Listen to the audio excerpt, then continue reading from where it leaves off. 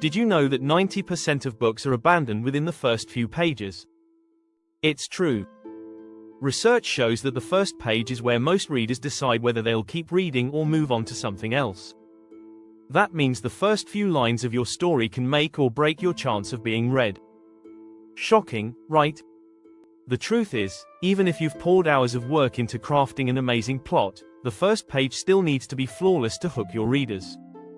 In this video, I'm going to share the most common mistakes new writers make on their first pages. We'll look at some of the biggest clichés that turn readers off before they even get to the second paragraph. You'll also get practical tips on how to avoid these pitfalls and create an opening that's impossible to put down. By the end of this video, you'll know exactly how to fix your first page and turn those early readers into loyal fans. Stay tuned, you'll want to hear these tips. Chapter 1. Opening lines that fall flat. Stop the snooze button syndrome. The first line is your big chance to hook readers, yet many writers fall into the trap of using overused, snooze-worthy phrases like, "It was a dark and stormy night." These kinds of lines have been used in countless books, movies, and TV shows. According to research, 60% of readers will decide if they want to continue reading based on the first sentence. That's how important it is to make it count. Instead of relying on cliché beginnings, think about what would immediately create curiosity. What question or emotion can you stir in the reader? A well-placed line like, "I knew the world was about to end the moment I saw her smile," is far more intriguing. It sparks curiosity, and that's what you want. Keep in mind, your first line should set the tone for the rest of your story. It's not just about being dramatic, it's about being compelling. Chapter 2. Info dump overload. When your prologue reads like a Wikipedia page, another common mistake is starting with an info dump, dumping a ton of backstory or world-building details right away. It might feel like you need to lay all the groundwork, but your readers aren't interested in a history lesson yet. The key to storytelling is revelation. Don't tell it all in the first paragraph. A statistic from Writer's Digest magazine reveals that readers who are bombarded with unnecessary details in the opening pages are 50% more likely to abandon a book before they finish the first chapter. So, how do you avoid this mistake? Start small. Introduce details gradually, like breadcrumbs. Maybe your character stumbles upon an old photograph or overhears a cryptic conversation. These small moments build curiosity and allow your world to unfold naturally. Chapter 3. Too much drama, not enough character. Ditch the over-the-top protagonist. Have you ever read a book where the protagonist seems too perfect, too over-the-top, or entirely unbelievable?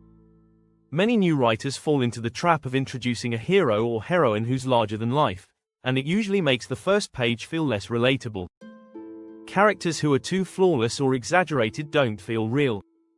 Readers need someone they can connect with, someone flawed and interesting. According to the New York Times, characters with flaws are 70% more likely to be remembered by readers than those who are too idealized. Instead of starting with an action-packed moment that's impossible to relate to, introduce a character with a flaw or a challenge.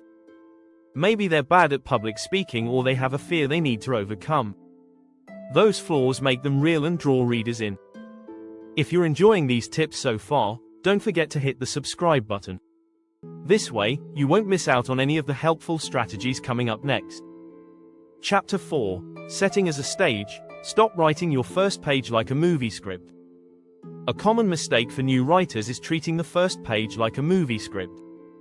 They describe every little detail about the setting, the color of the walls, the weather, the way the trees rustle in the breeze. While world building is important, it shouldn't dominate the opening.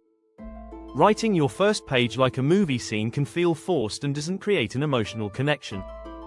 Instead, focus on the character's experience in the setting. J.K. Rowling does this beautifully in Harry Potter and the Sorcerer's Stone when she introduces Harry by describing how he feels about his life, and how ordinary it seems. Start small and show the world through your character's eyes. What do they notice? What do they care about? When you tie the setting directly to your character's journey, it feels organic and draws the reader into the world without overwhelming them with too many details. Chapter 5. Conflict is king. Don't let your first page be a peaceful picnic. Let's be real. A peaceful picnic isn't going to make a compelling first page. Your first page should hint at the conflict that drives your story. Without some form of conflict, readers might feel like they're just flipping through the pages with no sense of urgency. George R.R. Martin said, "The key to good writing is conflict. Even small moments of tension, doubt, or anticipation are enough to spark interest." Start your story with a problem, a mystery, or an emotional conflict that will keep the reader turning pages. Maybe your character is hiding something, or maybe they're about to face a decision that will change everything. Whatever it is, give readers a taste of the struggle they'll be reading about.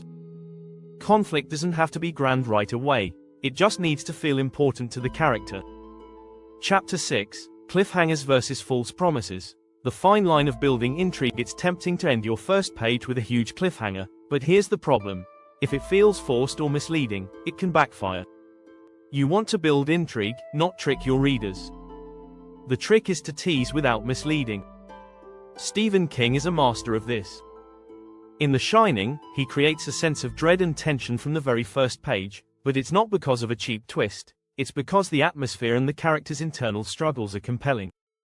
The key is balance. You want to give readers just enough information to make them wonder what happens next without making promises that feel unearned. Start by asking yourself, what do I want my reader to feel right now?